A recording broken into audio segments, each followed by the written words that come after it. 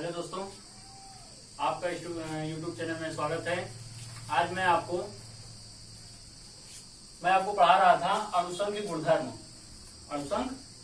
पढ़ा रहा था, जिसमें से आपका जो है वास्तुदाब में आपेक्षिक अवनमन जो है हो चुका है। आज इसका दूसरा पार्ट है क्वथनांक में उन्नयन मतलब वृद्धि। ठीक है, क्वथनांक मतलब तापमान, जिसके टेम्परेचर में वृद्धि होती है। आज उसी के बारे में हम पढ़ने वाले हैं। ठीक, तो पहले तो ये परिभाषा लिखिए, परिभाषा पढ़िए, फिर उसके बाद हम आपको अच्छे से समझाते हैं। देखिए परिभाषा यहाँ पे है, जब किसी अवाष्पशील पदार्थ को, चलिए देखिए, ये हम एक विलयन लेते हैं। ठीक, ये हमारा क्या है, वो विलायक, ये आपका शुद्ध जल है।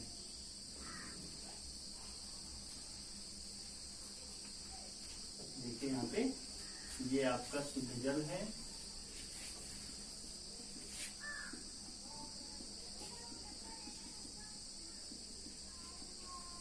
ये आपका क्या है, शुद्ध जल है, H2O, शुद्ध विलायक, इसे हम कह सकते हैं शुद्ध विलायक।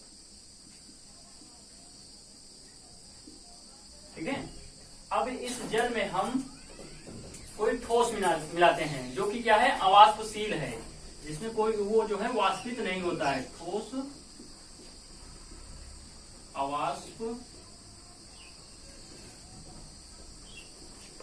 अवाष्पशील पदार्थ। ठीक, देखिए जब यहाँ पे आपका शुद्ध विलायक था, मतलब शुद्ध जल था, तो इसका जो है ये अच्छी तरह से वाष्पित हो रहा था। देखिए ये मान लीजिए पात्र है आपका, ये जो है अच्छी तरह से क्या हो रहा था, वाष्पित हो रहा था, और अच्छे से जो है ये देखिए ये वाष्पित हो रहा है,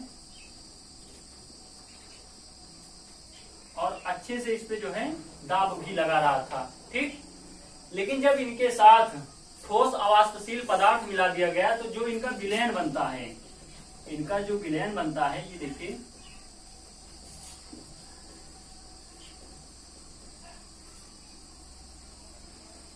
इनका जो विलयन बना,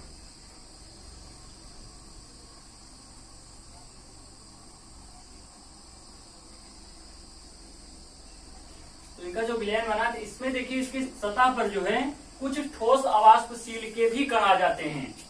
इनकी सतह पे जो है, जो काले वाले ये तो आपके जल के, और ये जो नीले हैं ये आपके ठोस अवाष्पशील पदार्थ के क्या हैं, कण हैं। और इस पे जो है ये आपके शुद्ध विलायक के कण हैं। ये क्या है, शुद्ध विलायक का कण। यहां लिख देते हैं शुद्ध विलायक का कण, शुद्ध विलायक का कण। ठीक, अब देखिए इसमें आपका ये जो नीला वाला है, ये क्या है, अवाष्पशील पदार्थ का कण, ठोस का कण। यहां लिख देते हैं हम ठोस का कण। तो इससे हुआ क्या, देखिए अब परिभाषा के अनुसार हम आपको बताते हैं कि जब किसी अवाष्पशील पदार्थ को किसी द्रव में मिलाने पर, ये आपका ठोस अवाष्पशील पदार्थ है, इसको हम किसी शुद्ध द्रव या द्रव में मिलाने पर वाष्प दाब में क्या आ रही है, कमी। तो देखिए यहाँ पे जब वाष्प दाब था, तो इसका शुद्ध जल का वाष्प दाब मान लीजिए P1 नॉट था। शुद्ध विलायक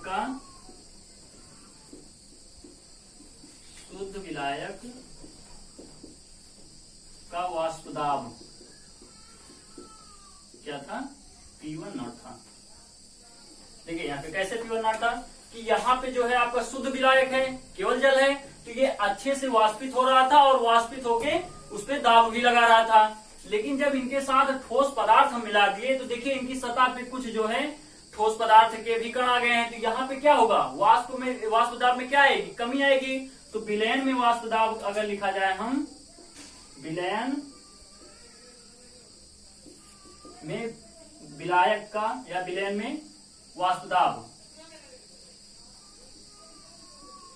विलयन में जो है वाष्प दाब वो हमारा कितना है, P1 है। तो सीधी सी बात है कि जिस तरह से यहाँ आपका जो है वाष्प उड़ रहा था या दाब लगा रहा था, उसके अनुसार उसकी तुलना में जो है विलयन में वाष्प दाब में क्या आएगी, कमी आएगी। तो यहाँ पे इसको हम कुछ इस तरह से लिख सकते हैं। देखिए P1 कम होगा P1 नॉट से। P1 जो है वो कम होगा P1 नॉट से, तो वाष्प दाब में कमी आई ना। देखिए यहाँ पे, जब किसी अवाष्पशील पदार्थ को किसी द्रव में, जब किसी द्रव में अवाष्पशील पदार्थ को मिलाने पर उसके वाष्प दाब में क्या आती है, कमी। वाष्प दाब में कमी आई P1, ठीक, वाष्प दाब में कमी आ जाती है। अतः विलयन का वाष्प दाब, ये जो विलयन है इसका जो वाष्प दाब है वो जो है वायुमंडलीय दाब के बराबर होने में अधिक ताप की आवश्यकता होती है। वायुमंडलीय दाब क्या होता है, अब इसको जानिए। पहले तो हम क्वथनांक पढ़ाएं, पहले क्वथनांक जानिए किसे कहते हैं। देखिए यहाँ पे हम क्वथनांक लिख रहे हैं।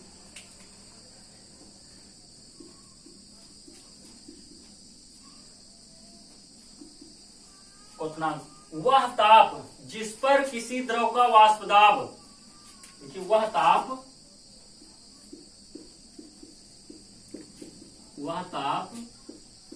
जिस पर किसी द्रव का वाष्प दाब वायुमंडलीय दाब के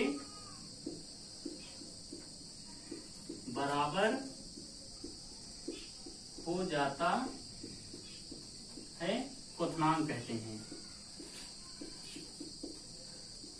क्वथनांक कहते हैं, ठीक है।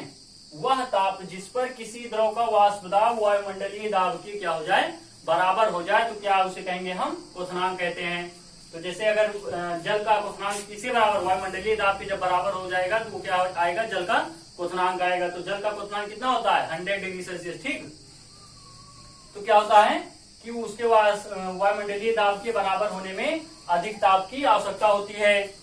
अर्थात विलयन का क्वथनांक शुद्ध विलायक की तुलना में, अर्थात जो ये विलयन का क्वथनांक आएगा वो जो है शुद्ध विलायक की तुलना में बढ़ जाता है। इसे हम क्वथनांक का उन्नयन कहते हैं। तो चलिए हम इसके बारे में समझाते हैं आपको। जैसे आप एक ये रेखा लीजिए, काली से हम करते हैं, ये आपका वायुमंडलीय दाब की रेखा है, ये किसकी है, वायुमंडलीय दाब की रेखा, ठीक। अब देखिए शुद्ध विलायक का जो है वाष्प दाब, ये आपका क्या है, शुद्ध विलायक।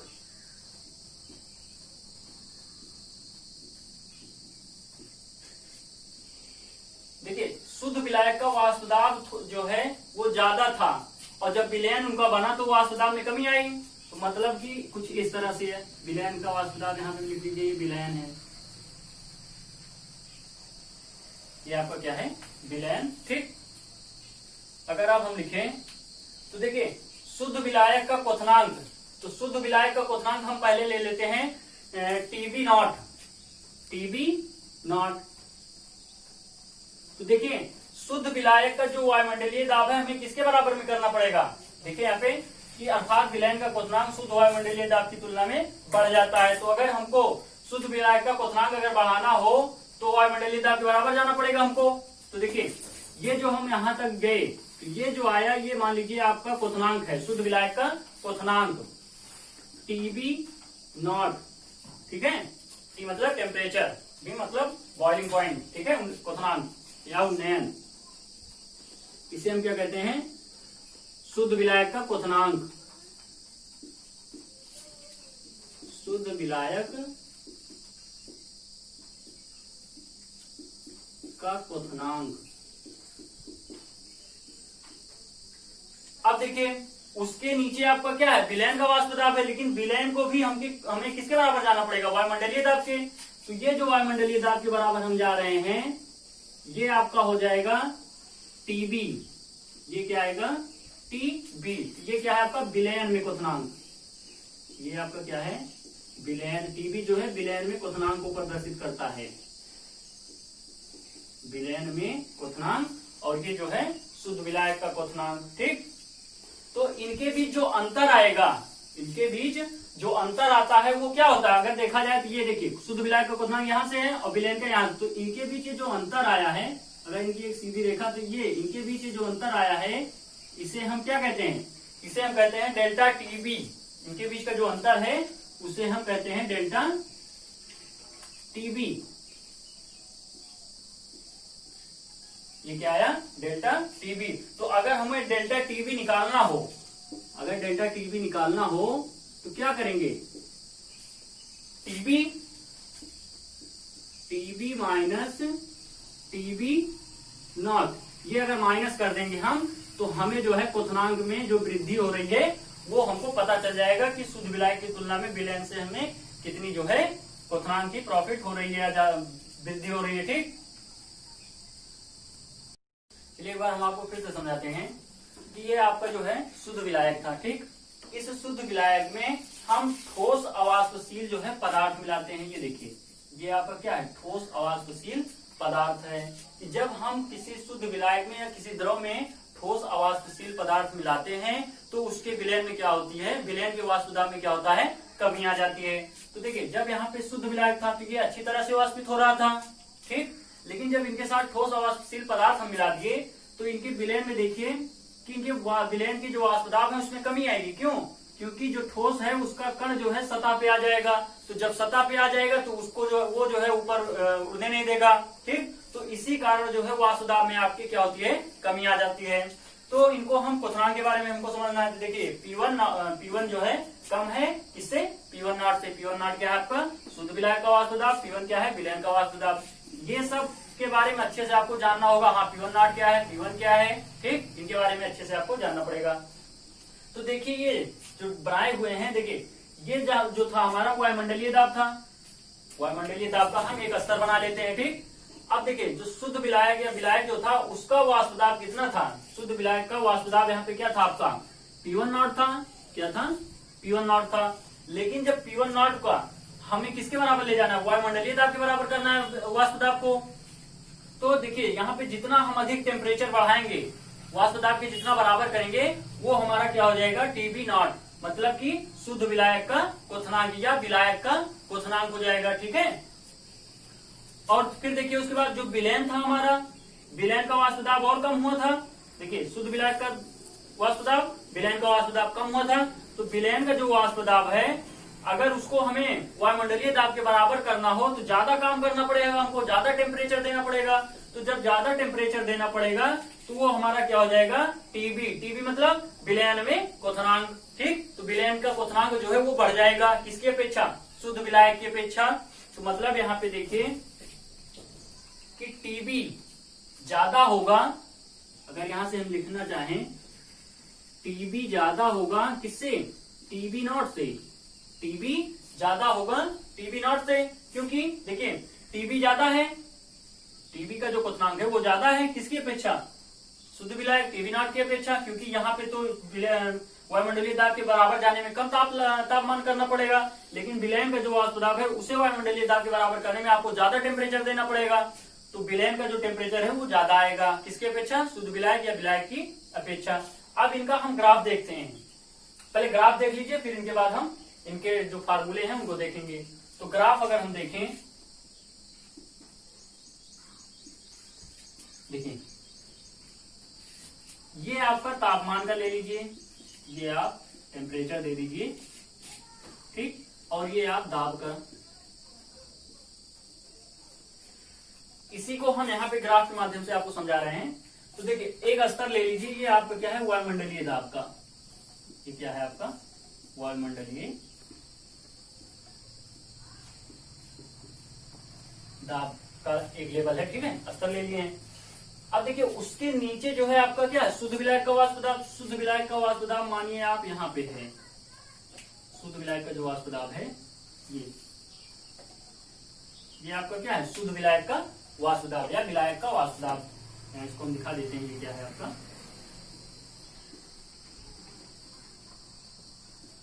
विलायक का वाष्प दाब। ठीक, तो देखिए जब विलायक का वाष्प दाब यहाँ पे था तो हमें वायुमंडलीय दाब के बराबर करना है। तो देखिए जैसे जैसे धीरे धीरे ताप बढ़ेगा तभी वायुमंडलीय दाब के बराबर होगा। तापमान क्या रहेगा, बढ़ेगा, और तब दाब भी बढ़ेगा। तो जब तापमान बढ़ेगा तो दाब भी बढ़ेगा। तो देखिए आपका दाब बढ़ रहा है, तापमान भी बढ़ रहा है और दाब भी बढ़ रहा है। तो देखिए यहाँ पे ये देखिए, जब आपका तापमान बढ़ा तो आपका दाब भी बढ़ा, और दाब जब बढ़ा तो किसके बराबर हुआ, वायुमंडलीय। तो यहाँ पे जो आएगा वो आपका विलायक का क्वथनांक यहाँ पे आ जाए। जब कोई भी द्रव का तापमान जो है वायुमंडलीय दाब के बराबर हो जाएगा, तब आपका वहां पे क्या आ जाएगा, क्वथनांक आ जाएगा। तो यहाँ पे आपका क्या आ गया, ये क्वथनांक आ गया। क्वथनांक क्या, टीबी, क्या आया, टीबी नॉट। ठीक है, देखिए इसको हम ऐसे मिला देते हैं, ये आपका क्या आ गया, टीबी नॉट। ठीक है,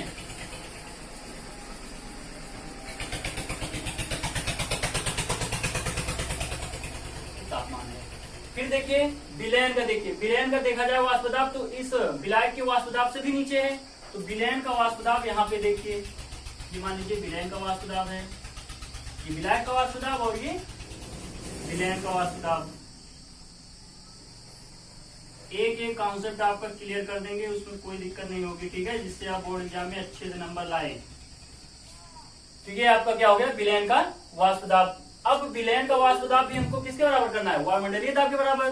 तो वायुमंडलीय दाब के बराबर करने के लिए तापमान बढ़ाएंगे, तो जब तापमान बढ़ाएंगे तो दाब भी आपका बढ़ेगा। चलिए तापमान बढ़ा रहे हैं और दाब भी आपका बढ़ रहा है। देखिए यहाँ पे अच्छे से समझना है, ग्राफ को रटना नहीं है, बस देख लीजिए एक बार, समझ में आ जाएगा खुद ही।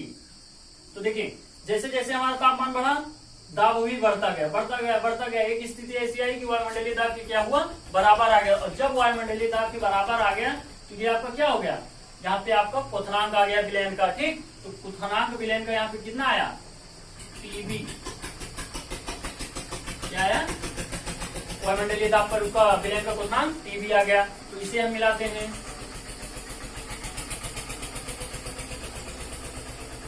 तो देखिए अब ये आपका क्या आ गया, टीबी, विलयन का क्वथनांक, या विलयन में क्वथनांक। याद रखेंगे कौन सा पॉइंट हमारा क्या दिखाता है। ठीक है, तो अब इनके बीच अगर हमको अंतर निकालना है, तो इनके बीच का जो अंतर आएगा वो हमारा क्या आएगा, इनके बीच का जो हमारा अंतर आएगा वो क्या आएगा, डेल्टा टीवी। ठीक, ये हमारा क्या आएगा, डेल्टा टीवी। इसे हम क्या कहते हैं, क्वथनांक में उन्नयन। क्या कहते हैं, क्वथनांक में उन्नयन। और उन्नयन मतलब बताए ही क्या, वृद्धि। ठीक है, तो कुछ इस तरह से हमारा आ जाएगा। ठीक, अगर डेल्टा टीवी आपको निकालना भी हो तो इस तरह से कर सकते हैं, delta TV equal to, TV आपका ज्यादा आएगा। ठीक, तो टीवी माइनस टीवी नॉट, ये आपका क्वथनांक। अगर में जो है विलय और विलायक और विलयन के वाष्प, उसमें क्वथनांक में अगर अंतर निकालना हो तो ये करेंगे। अब इनके बीच के जो संबंध है, फार्मूले हैं, उसको हम देखते हैं। चलिए देखते हैं नीचे, सूत्र की उत्पत्ति के लिए। ठीक, तो देखिए यहाँ पे डेल्टा टीवी जो टेम्परेचर है आपका, वो जो है मोललता के क्या होगा, समानुपाती होगा। डेल्टा टीवी का जो क्वथनांक में उन्नयन है वो जो है मोललता के समानुपाती होगा। तो देखिए यहाँ पे डेल्टा टीवी समानुपाती यम, यम आपका क्या है, मोललता। यहाँ पे हम लिखते हैं एक एक चीज को, कौन क्या है, डेल्टा टीवी क्या है, क्वथनांक में। अब आप लोगों को ये भूलना नहीं चाहिए। देखिए इसी वीडियो में हम 3 जगह इसको लिखे हैं, ये देखिए, 1 हो गया, यहाँ 2 हो गया, यहाँ 3 हो गया, तो भूलना नहीं है कौन क्या है। यम आपका क्या है, मोललता। मोललता के लिए हम जो है सांद्रता पद में जो है मोललता का हम पढ़ चुके हैं, फार्मूला क्या होता है, मोललता का फार्मूला क्या होता है, पता है नहीं, चलो अभी आगे बताएंगे। तो डेल्टा टीवी, तो जहां पे यहां से समानुपाते हटेगा तो एक नियतांक आता है, बिल्कुल जान ही रहे हो। तो डेल्टा टीवी इक्वल टू केबी आपका एक नियतांक आएगा। क्या आएगा, केबी। केबी क्या है, केबी आपका क्वथनांक में उन्नयन है। ठीक है, क्वथनांक केबी यहां लिखते हैं, क्वथनांक क्वथनांक उन्नयन स्थिरांक,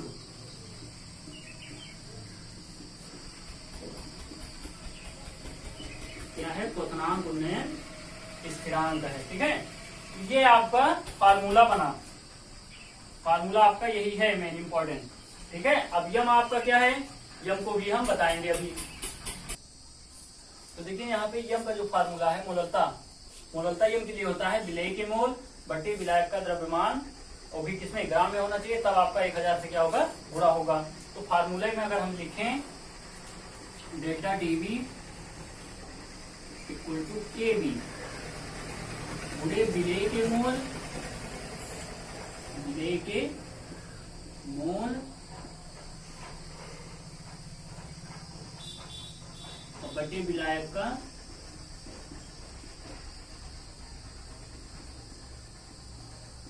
द्रव्यमान, वो भी किसमें? ग्राम में, और गुणे 1000।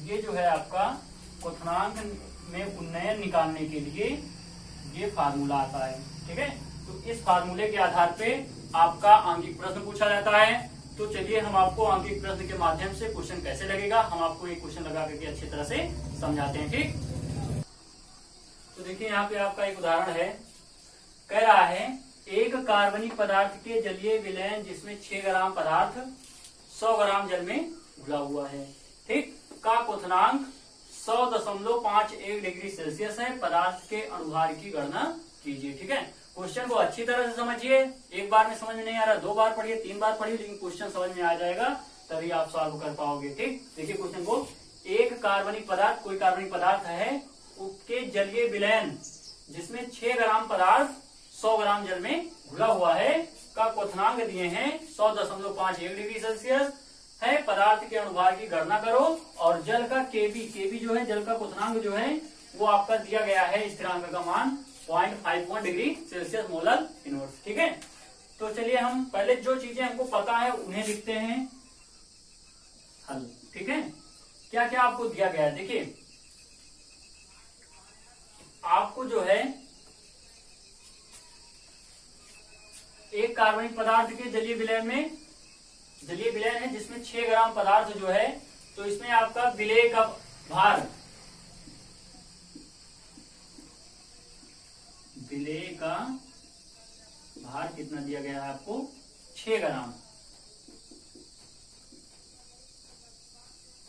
6 ग्राम। ठीक है, और कितने ग्राम जल में घुला हुआ है? विलायक आपका क्या है? विलायक का भार या विलायक का द्रव्यमान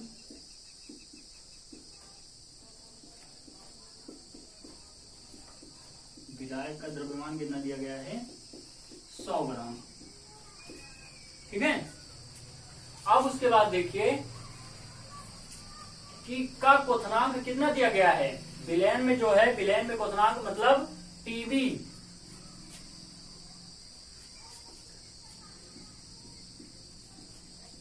विलयन का क्वथनांक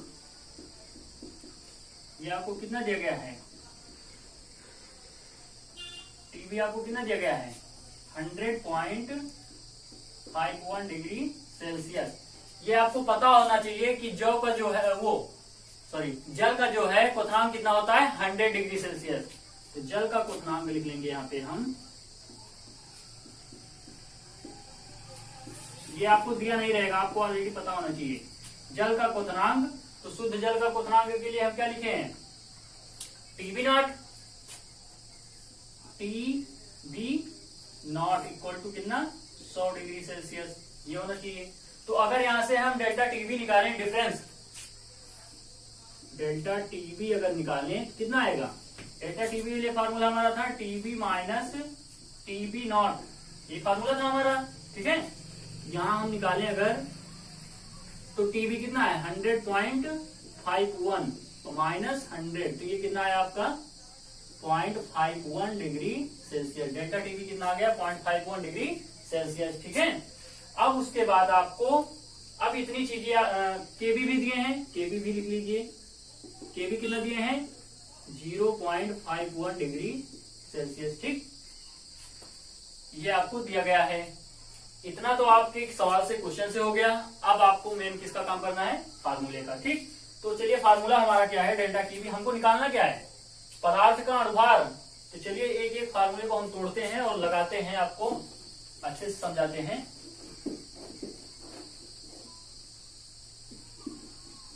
देखिए यहाँ पे फार्मूला आपका है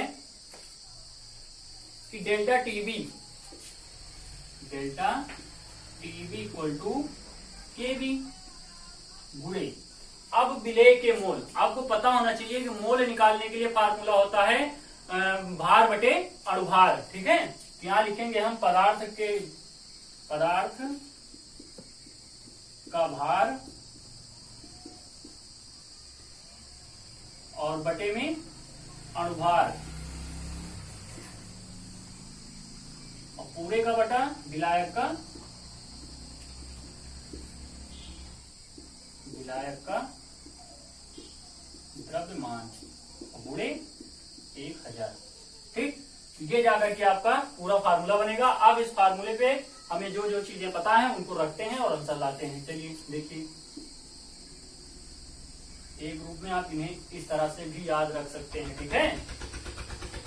तो चलिए हम क्वेश्चन को सॉल्व करते हैं अब और अच्छे से लगाते हैं। ये भी आपको दिया गया है 0.51 पदार्थ का भार आपको कितना दिया है, यानी विलेय का भार कितना दिया गया है 6 ग्राम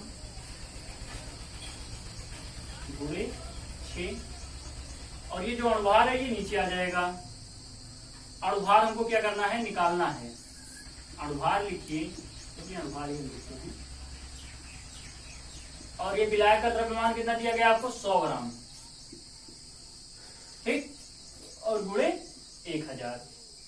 देखिए यहाँ पे 2 जीरो से 2 जीरो कैंसिल, और यहाँ पे डेल्टा टीबी भी है ना, डेल्टा टीबी आपको ये क्या दिया गया है, डेल्टा टीबी आपका ये 0.51 निकला है, 0.51, ठीक। तो देखिए यहाँ पे ये दोनों क्या होंगे, कट जाएंगे, आपके कट गए। अणुभार आपका इधर आ जाएगा, अणुभार इक्वल टू 60 ग्राम जो है पदार्थ का अणुभार कितना आया 60 ग्राम। यही आपका क्या हुआ, आंसर हुआ, ठीक है। तो इसी क्वेश्चन या इसी उदाहरण के आधार पे आपकी बुक में, एनसीईआरटी बुक में बहुत अच्छे क्वेश्चन दिए गए हैं। एनसीईआरटी से अच्छी और कोई बुक नहीं है। आराम से क्वेश्चन को लगाइए और जो भी नहीं समझ में आता है उसे आप कमेंट करके बताइए। आप लोग वीडियो को ज्यादा से ज्यादा लाइक शेयर करें और कमेंट करके प्लीज हमको बताएं, जिससे हमें और वीडियो डालने का मोटिवेशन प्राप्त हो, ठीक।